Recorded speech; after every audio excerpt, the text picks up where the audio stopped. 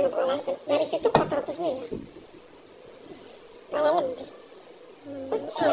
Karena jadi LRT City kerjasama sama BUMN warisannya Abang. Terus kita cash out tuh 2019 akhir 100 miliar cabut basat. Habis itu direstart persiapan IPO selesai. Nggak pernah kapok di pasar modal. Loh, saya untung terus. Saya bilang tadi untung terus, ruginya pun untung. Karena kalau Allah sudah menjadi penjamin ya. Kan Allah jadi penjamin nih. Nggak ada usaha itu rugi.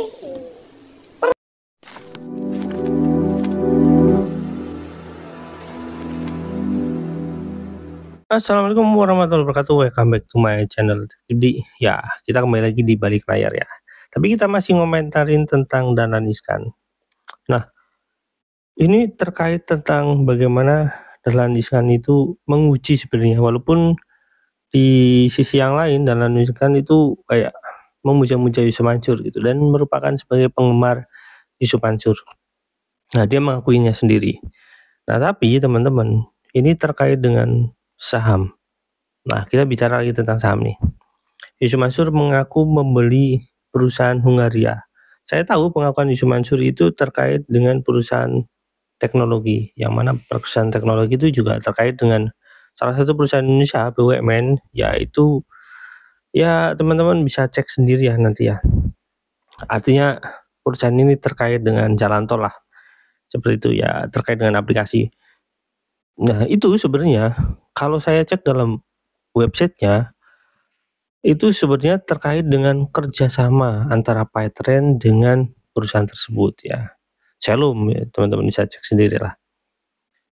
Tidak ada ceritanya di websitenya, maupun saya cek di perusahaannya atau saya konfirmasi ke perusahaannya, tidak ada pernyataan bahwasanya perusahaan itu dibeli sahamnya oleh Yusuf Mansur. Itu nggak ada, teman-teman. Nah, saya nggak tahu persis ya, tapi setahu saya ketika saya tanyakan itu tidak ada pembelian itu. Baik saya tanyakan ke bagian luar maupun saya bagian dalam, walaupun konfirmasi itu ya perlu dipertanyakan lagi sama Yusuf Mansur sendiri sebenarnya. Nah, terus kemudian terkait dengan pembelian saham, kalau misalkan Yusuf Mansur yang dipamerkan itu kan Lesia Gedeng. Nah, tapi itu juga sebenarnya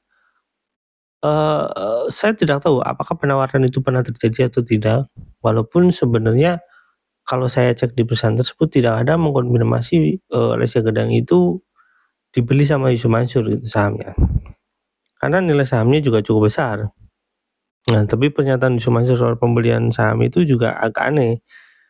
Nah, terus ada yang paling menarik, teman-teman.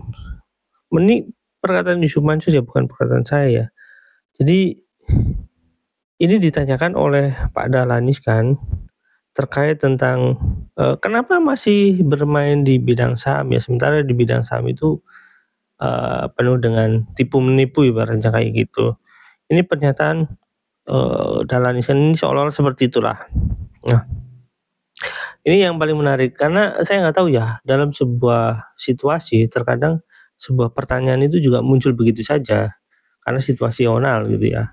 Nah, pertanyaannya apakah nggak nipu gitu, apa ibaratnya kalau nggak nipu ya ditipu, kalau kamu nipu atau nggak, ibaratnya kayak gitu. Nah, itu adalah situasi yang mungkin tidak sengaja dilontarkan ya. Nah, karena ini di tahun 2021, Yusuf Mansur ini masih aman lah menurut saya soal Paytrend Asset Management, walaupun di Paytrend Asset Management itu sendiri itu tidak berkembang sama sekali. Tapi Yusuf Mansur masih dengan bangga bahwasanya dia ya pede gitu ya, perusahaannya akan berkembang. Nah, dia main saham itu ya ada dua hal yang agak aneh. Mungkin dia berpikir main saham itu sendiri atau main saham dengan Paytrend Asset Management itu sendiri. Tapi kalau disampaikan di sana, saya nggak tahu. Yusuf Mansur menjawab nggak jelas gitu ya. Sementara kalau misalnya kita cek dari perusahaan Yusuf Mansur itu, Paytrend Asset Management itu modalnya kan dari rakyat. Misalkan seperti Yusuf Mansur katakan, itu Yusuf Mansur pernah narik modal melalui Koperasi Indonesia Berjamaah. Yang mana Koperasi Indonesia Berjamaah ini Grade-nya E yang tidak pernah melaporkan keuangannya, itu adalah koperasi yang digadang-gadang Yusuf Mansur sebagai koperasi yang menerima dana dari masyarakat terus kemudian disalurkan lagi sebagai, ya dalam tanda kutip itu sebagai aset yang akan dibelikan saham oleh Patra Asset Management.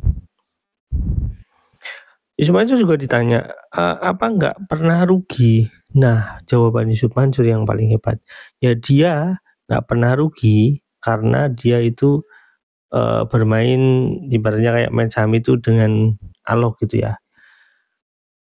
Ini adalah pernyataan yang sangat aneh gitu ya.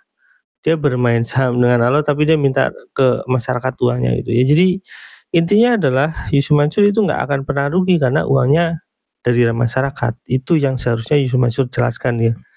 Itu fakta dan itu masih ada videonya beredar di mana-mana. Nah, teman-teman nilai sendiri bagaimana kedekatan Yusuf Mansur dengan Dahlan Iskan. Yang mana Yusuf Mansur juga memuja-muja Dahlan Iskan dan Dahlan Iskan juga memuja-muja Yusuf Mansur. Yang mana juga Dahlan Iskan juga tidak pernah luput dari yang namanya situasi perusahaan mereka sendiri atau Dahlan Iskan sendiri itu dalam keadaan yang merugi. Ya pokoknya teman-teman cek sendiri ketika dia di BUMN seperti apa, ketika dia bermain di mobil listrik seperti apa, dan itu sangat merugikan orang lain. Terus kemudian juga di Jawa Pos seperti apa, ya teman-teman cek sendirilah. Semua itu tidak lebih daripada ya mungkin imbal balik antara Yusuf Mansur dan di sini Dahlan Iskan ya, imbal balik dalam arti ini saling memujanya itu memang ya mungkin bisa jadi padahal itu memang baik aslinya tapi ya dia nggak berhati-hati. Sementara dengan Yusuf Mansur ya mungkin dia tidak baik aslinya tapi dia lebih jago dalam mengolah uang rakyat. Itu ya teman-teman. Ya teman-teman saksikan langsung videonya. Yuk check it out. Wassalamualaikum warahmatullahi wabarakatuh. Bye. Ustaz, tadi kan Ustaz cerita tentang ini kan apapun podcast saya, jadi saya harus tahu. Oh iya benar. Lupa. Nah, tadi waktu nonton drakor kan yang diamati Ustadz kan juga ekonominya karena Korea itu memang paling sukses makanannya ya, kemudian musiknya, kemudian teknologinya ya, kemudian filmnya misalnya gitu. Dan itu saya tertarik sejak lama kenapa Ustadz memperhatikan ekonomi sampai ke soal pribadinya. Ini kalau bicara saham, penguasaan terhadap persahaman pasar modal dan seterusnya luar biasa. Kenapa Ustadz? Dan kenapa sektor pasar modal yang diterjemahkan? Bismillahirrahmanirrahim. Saya merasa kita semua adalah ambasadornya Indonesia. Every single person dari Indonesia punya warga, dia sesungguhnya adalah ambasadornya Indonesia sendiri buat siapapun. Karena itu saya nggak cuma main di lokal, tapi kita berusaha global. Maka saya beli perusahaan di Hungaria, saya beli klub di Polandia, terus mencoba apa? klub bola. Ya. Kita sempat bercanda mau beli Manchester United, Pak. Mau diganti jadi Manchester United. Real Madrid mau jadi Real Mansur. Apalagi kemudian as a Muslim, sebagai seorang Muslim, I'm ambassador of my religion. Saya adalah duta dari agama saya. So, saya merasa kita ini sering tidak mengeksplor dan nggak masuk ke ruang-ruang publik gitu. Padahal Islam gitu kan, dia masuk bukan ke meminjam bahasanya Tuan Guru Bajang misalnya. Islam bukan masuk ke ruang kosong, dia ada ruang-ruang publik. Nah sebagai pendakwah saya keberatan disebut pengusaha. Sampai sekarang saya keberatan, nggak mau saya disebut pebisnis, nggak mau saya ketika nanti meninggal beritanya begini, telah meninggal dunia pemain saham terbesar, nggak mau. Telah meninggal dunia seorang pengusaha hebat di Indonesia, nggak mau. Telah meninggal dunia seorang ustaz. Nah itu derajat yang udah nggak ada lagi tawar menawar. Ya itu udah nggak ada lagi tawar menawar. So why you do business? Yes, I'm doing my religion. I'm doing Practicing my religion, my Islam gitu. Nah, kita tunjukin itu kan. Apalagi sebagai pendakwah kan ada orang yang nggak kena langsung Riyadus Shalihin nggak kena, Bulughul Maram nggak kena, Ihya Ulumuddin nggak, tapi dibikin senam kena dia. Itu yang dia sebut tadi nama-nama kitab dalam pondok pesantren. Ya kiai juga, top pesantrennya. Nah itu ketika kita buka masak-masak datang. Kalau kita undang pengajian nggak datang. Begitu kita undang cooking class masuk. Karena itu kita masuk ke industri food, beverage. Kita masuk ke resto kami ada yang sampai omset itu hampir 1 triliun satu tahun di Indonesia. Boleh nyebut namanya. Kemarin saya sebut rame. Karena saya sebutkan saya bayar pajak setiap hari 300 juta. Rame. Ya karena mungkin sebagiannya nggak nyampe otaknya. Padahal itu kan pajak resto. Kalau restorannya itu omsetnya 3 miliar sehari, ya 300 juta.